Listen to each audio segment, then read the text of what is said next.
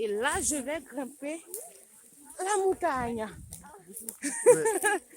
Allez, Stéphane, Ouais, tu vas réussir. je vais réussir.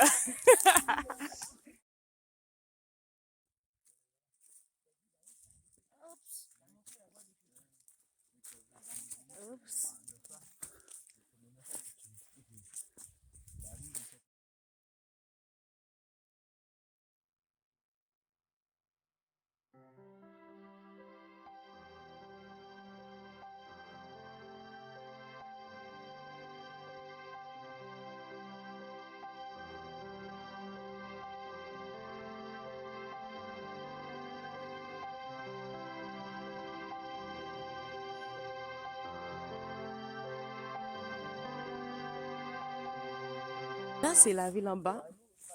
Et moi, je suis tout en haut.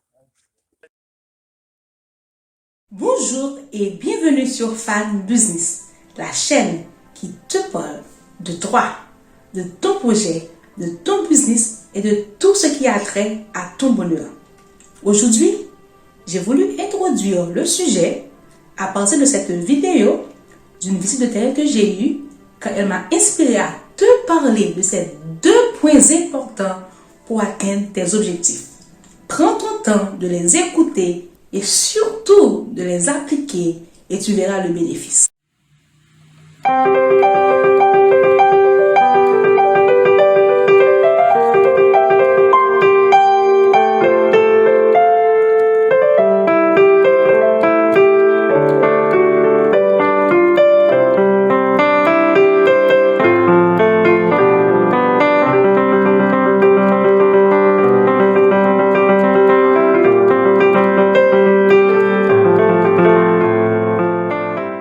Comment atteindre tes objectifs en 2 étapes?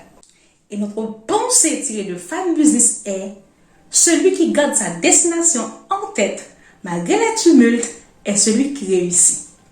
Mettez un pouce bleu si vous aimez et n'oubliez pas de vous abonner pour ne rater aucune de mes vidéos. Si tu as un objectif ou tu veux entreprendre quelque chose, la première étape consiste à bien connaître ta destination, le point où tu veux arriver. S'il s'agit de projet, tu dois avoir en tête et sur un papier les différentes étapes pour sa réalisation. Puisque tu connais bien ta destination, cela te permettra de faire le point sur ce qui est important. Cela va t'aider également à ne pas te perdre au cours de route lorsque le chemin que tu devrais emprunter est obstrué. Tu pourras trouver d'autres issues sans pour autant t'arrêter.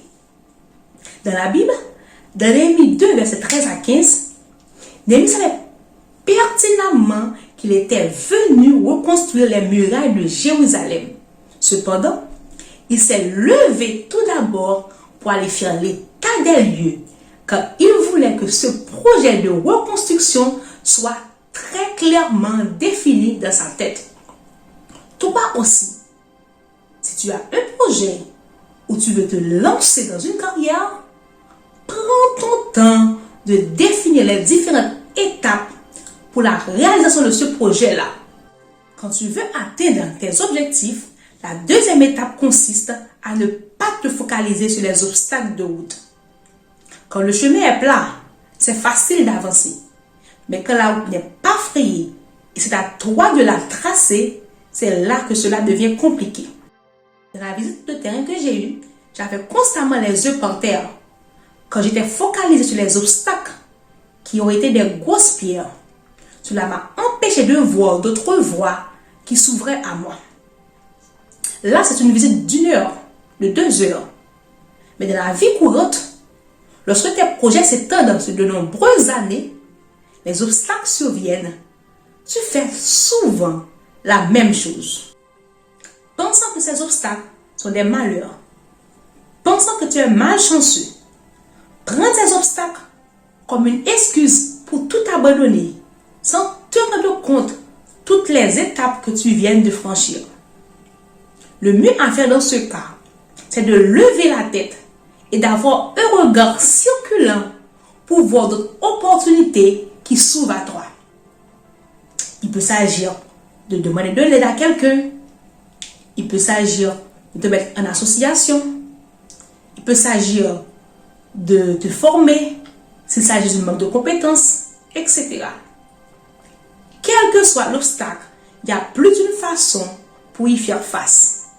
Dès aujourd'hui, je t'invite à prendre ton cahier et à écrire très clairement les différentes étapes pour la réalisation de tes projets. S'il le faut, dessine ce projet et les différentes étapes.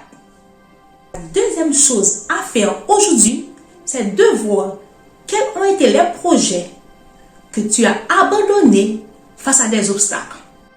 Et dis-toi que tu as plus d'une façon pour y faire face. Et mets-toi au travail pour trouver d'autres issues pour pouvoir réaliser ce projet-là. N'hésite pas de demander de l'aide. Vas-y, tu vas réussir. À bientôt.